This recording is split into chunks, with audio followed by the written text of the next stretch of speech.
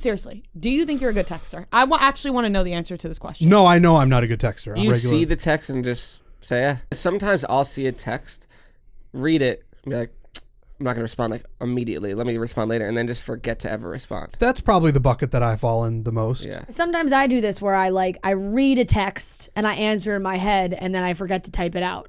Do you do that?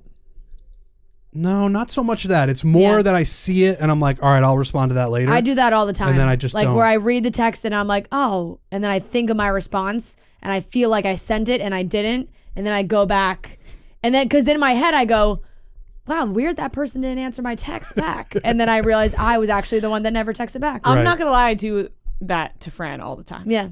I will see Fran's text back to me and I will answer in my head.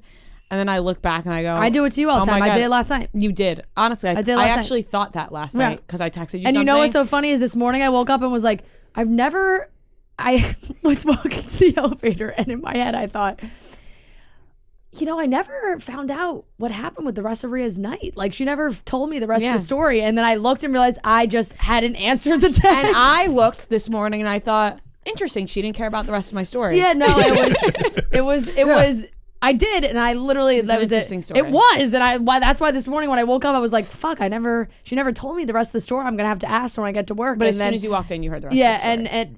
But because I thought I answered and I didn't.